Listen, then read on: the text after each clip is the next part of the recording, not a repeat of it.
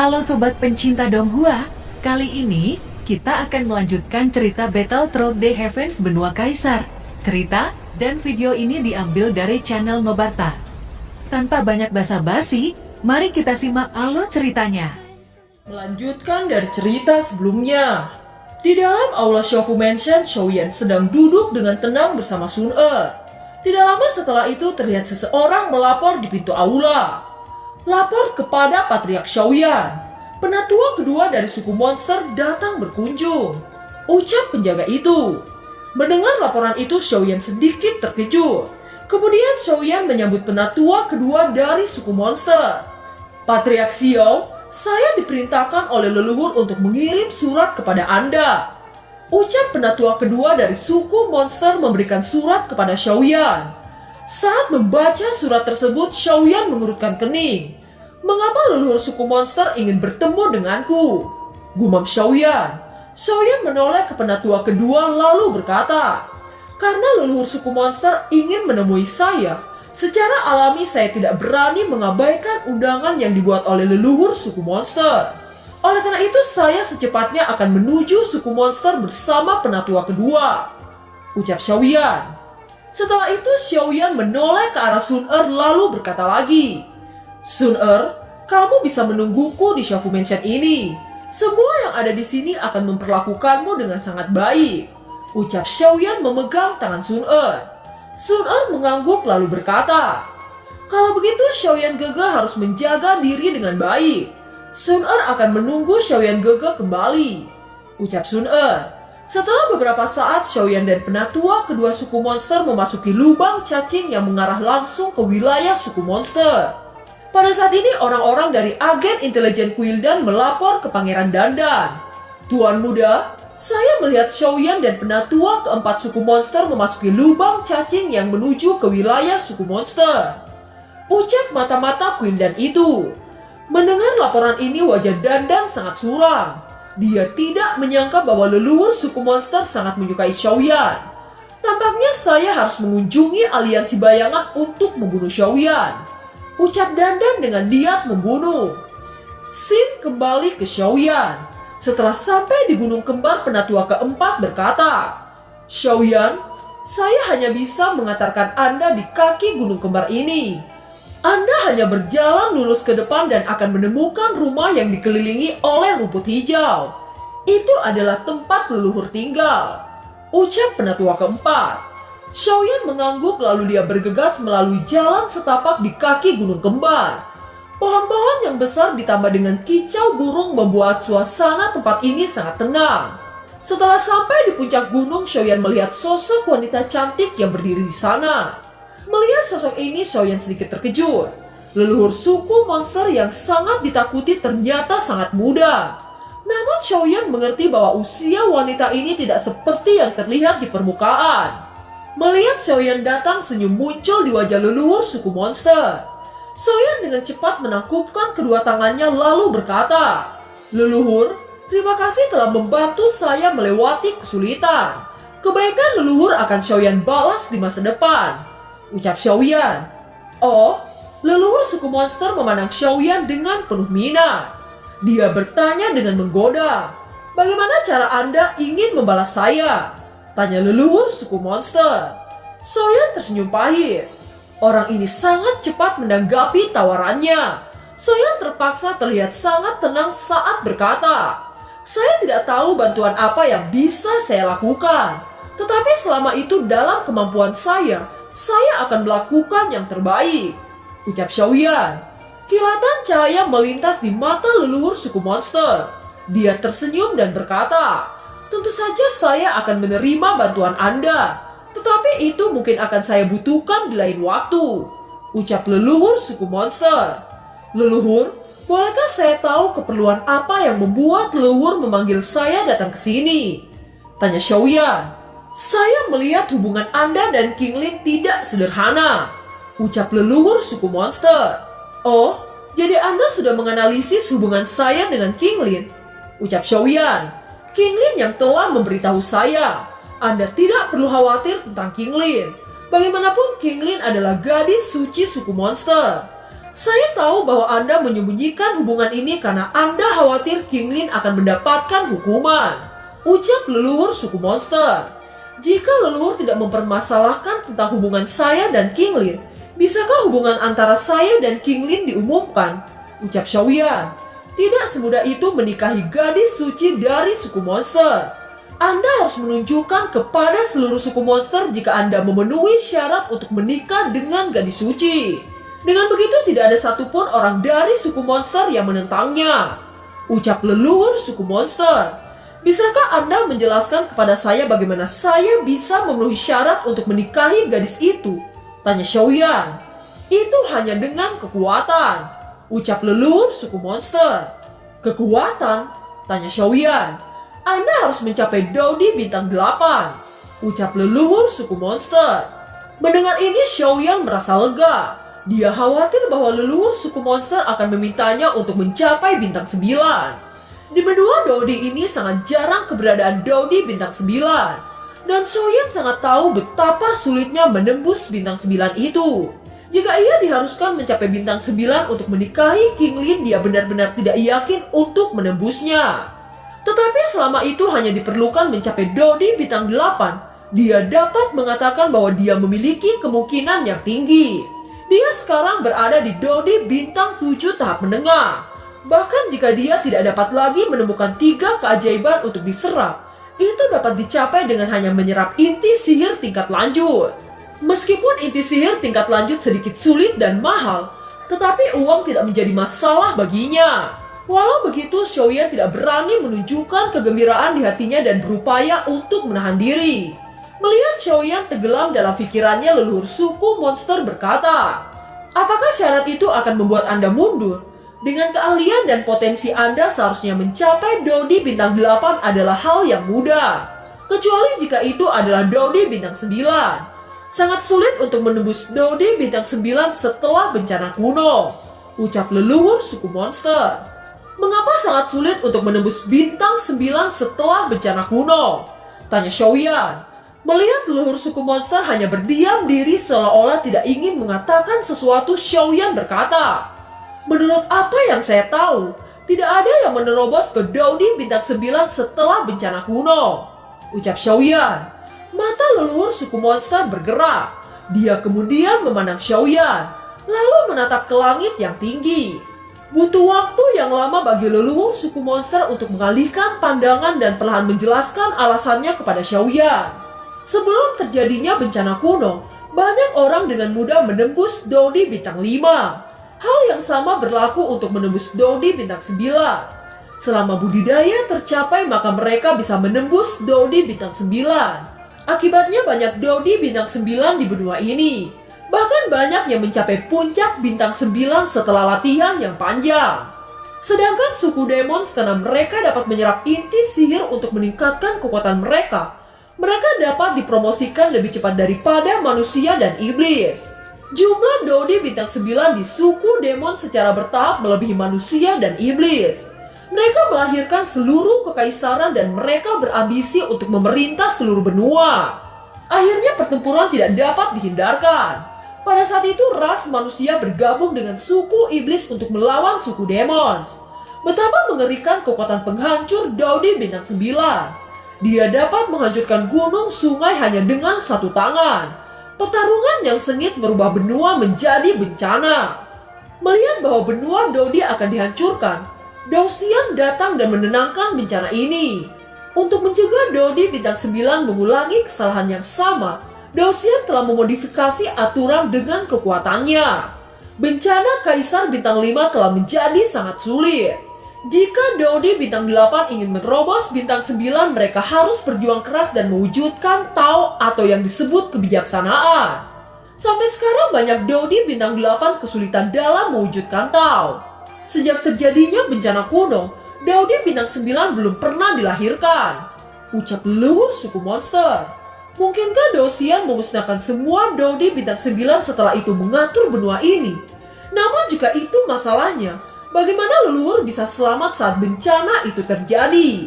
Apakah leluhur bukan Dodi bintang 9 di waktu itu? Tanya Xiaoyan.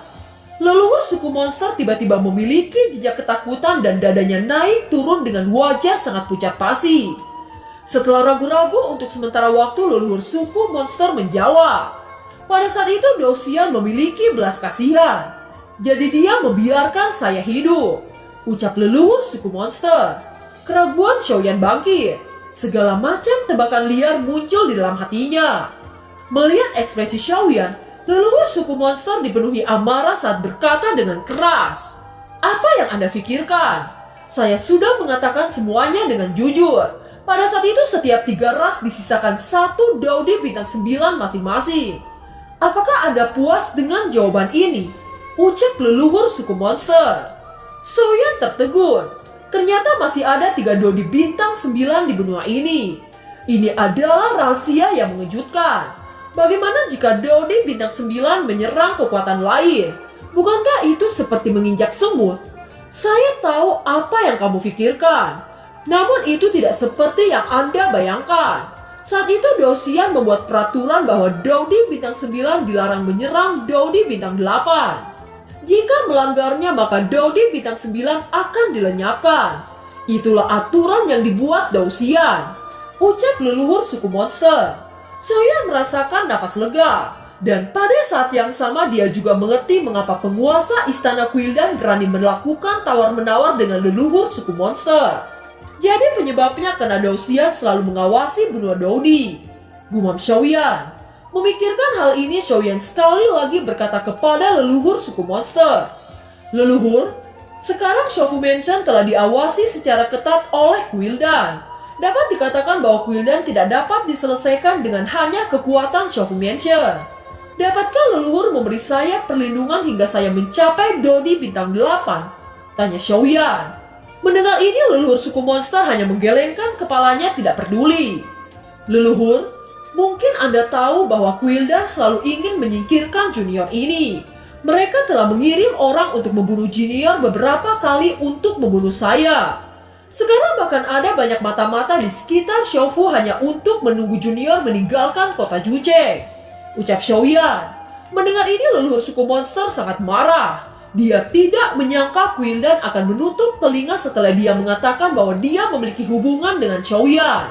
Tetapi leluhur suku monster berkata, jika Anda dapat tumbuh dalam darah dan api, Anda akan dapat berdiri di puncak benua ini. Tetapi jika Anda gagal, maka anggap saja Anda tidak beruntung, ucap leluhur suku monster. Setelah kata-kata leluhur jatuh, dia menutup mata dan mulai bermeditasi.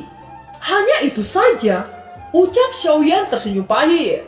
Nenek tua ini sangat tidak bisa diandalkan dan tidak masuk akal, ucap dalam hati Xiaoyan. Setelah itu Xiaoyan menatap langit tinggi dan ada jejak tekad di wajahnya. Tetapi apa yang dikatakannya memang benar. Jalan orang yang kuat selalu dipenuhi pertarungan hidup dan mati. Dengan hati yang tak kenal takut, maka potensi saya tidak terbatas, ucap Xiaoyan. Pada saat ini Xiaoyan memutuskan untuk menjadikan Quildan sebagai batu loncat untuk mengasah kekuatannya. Xiaoyan melihat leluhur suku monster untuk membungkuk sebelum tubuhnya berbalik menuruni gunung. Setelah Xiaoyan pergi, leluhur suku monster membuka matanya. Dia menyaksikan punggung Xiaoyan berangsur-angsur menghilang. Sudut mulut leluhur menampakkan senyum bahagia. Scene berganti di dataran tengah di benua Daoqi. Sosok misterius yang tampak berusia 6 tahun itu memandang Xiaolin dan Xiao lalu berkata, "Kenapa kalian memiliki garis keturunan abadi?" Tanya anak misterius itu. Pada saat ini tubuh Xiaolin dan Xiao seperti kertas yang tertiup angin. Darah keluar dari mulut Xiaolin dan Xiao. Paksaan itu sepertinya merusak organ dalam tubuh mereka. Penampilan sosok anak itu seperti cahaya langit. Semua orang di benua Daoqi dikejutkan oleh adegan ini. Aura membunuh yang dilepaskan oleh anak misterius ini membuat ribuan makhluk hidup bergetar. Xiaolin dan Xiao keduanya menjerit kesakitan. Pencarian jiwa yang dilepaskan oleh anak misterius itu membuat keduanya merasakan rasa sakit yang luar biasa. Tubuh Xiao dipenuhi dengan sisik merah di sekujur tubuhnya. Anda memiliki 2 garis keturunan abadi. Apakah mereka keturunan orang-orang abadi dari Protos kuno? Ucap anak misterius itu mengerutkan kening seolah memikirkan apa yang dia pikirkan tentang Xiao Xiao dan Xiaolin saat ini. Melihat pemandangan ini, semua orang di aula keluarga Xio mengepalkan tangan mereka.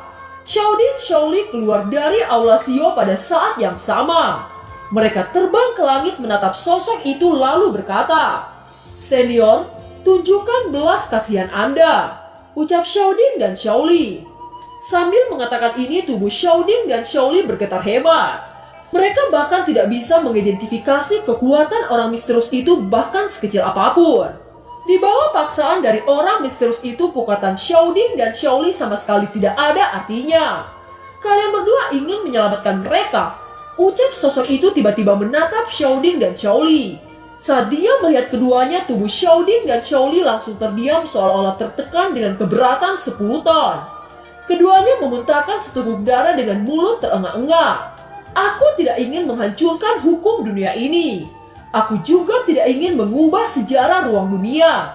Aku hanya ingin menemukan alasan kemiringan ini. Kalian berdua menggangguku," ucap anak misterius itu. Tubuh Xiaozan berdiri dengan wajah suram. Dia memperhatikan Xiao Xiao dan Xiaolin, cucu-cucunya. Sebagai seorang kakek, dia tidak bisa melakukan apa-apa. Tubuh Xiao Xiao semakin menggigil dan nafas kehidupan dengan cepat berlalu. Menurut kecepatan ini, Xiao Xiao mungkin akan mati hanya dalam waktu 10 menit. Namun tiba-tiba jejak energi aneh muncul di langit dan masuk ke tubuh Xiao Xiao. Energi ini berwarna biru kehijauan yang terus mengalir ke dalam tubuh Xiao Xiao. Hidungnya sedikit meningkat. Ini adalah semacam kekuatan ras ular.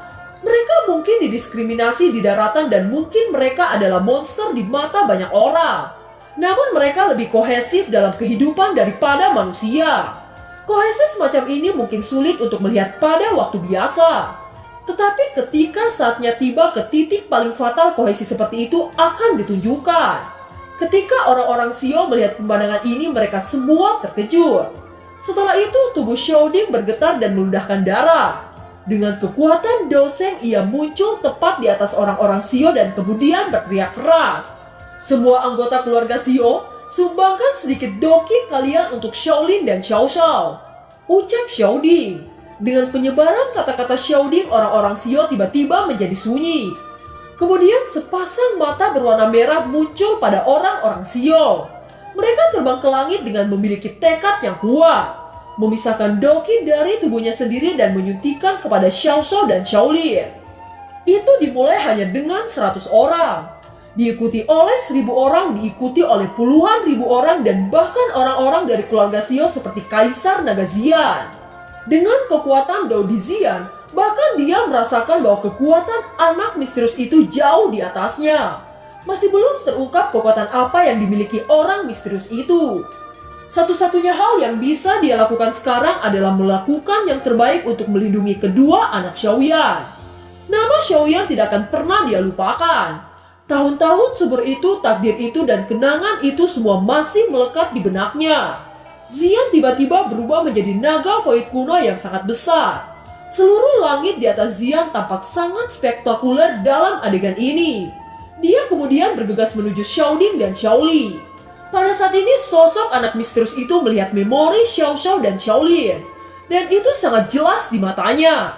Tampaknya ingatan Xiaolin dan Xiao Xiao telah diserap melalui jiwa-jiwanya.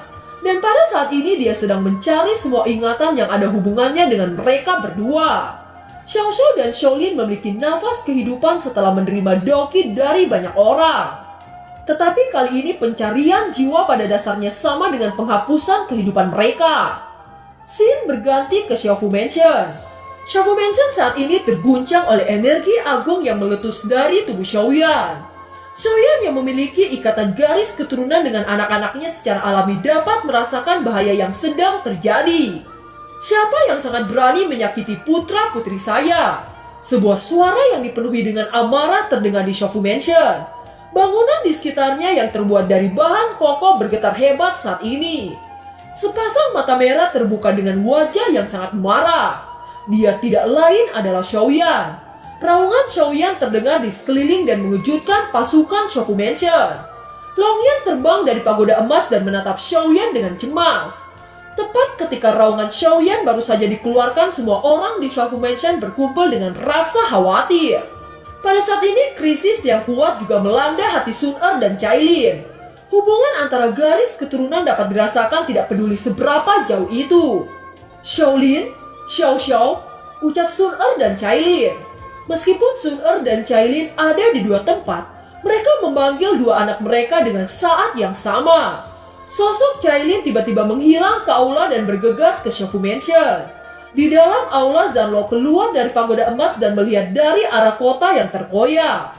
Matanya redup dan mulutnya bergumam. Tampaknya sudah ditemukan, ucap Zanlao. Saya tahu jelas bahwa kekuatan orang-orang Xio hampir mendominasi benua Doki. Namun mengapa anak-anaknya mengalami krisis hidup dan mati yang begitu kuat? Xiaoyan yang selalu tenang tidak pada saat ini tidak bisa mengendalikan emosinya. Xiaoyan gege, apakah Xiaolin dan Xiao Xiao mengalami masalah? Tanya Sun Er dengan mata memerah. Sebagai seorang ibu, dia tidak bisa menahan rasa khawatir di dalam hatinya. Xiaoyan memeluk Sun Er lalu berkata, krisis hidup dan mati ini terlalu kuat. Pasti sesuatu yang luar biasa telah terjadi, ucap Xiaoyan. Saudara Xiaoyan, apa yang terjadi? Tanya King Hao dengan ekspresi suram. Hatinya juga sangat tegang. Ini adalah pertama kalinya dia melihat Xiaoyan sangat marah hingga mengguncang Xiaofu Mansion. Saudara King Hao, ada yang salah dengan anak-anak saya. Ada bahaya besar yang melanda kehidupan anak-anak saya. Apakah ada cara untuk kembali ke benua Doki? Tanya Xiaoyan memandang King Hao dengan wajah serius. Dengan kekuatan Xiaoyan saat ini dia sangat kuat. Namun dia tidak tahu bahwa kekuatan bocah misterius di benua Doki itu jauh melampaui imajinasinya.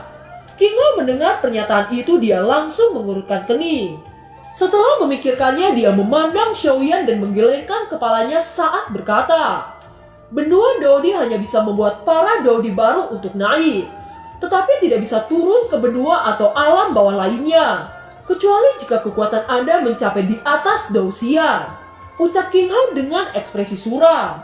Perasaan krisis di hati Xiaoyan semakin kuat saat ini. Apakah dia sebagai ayah tidak bisa berbuat apa-apa?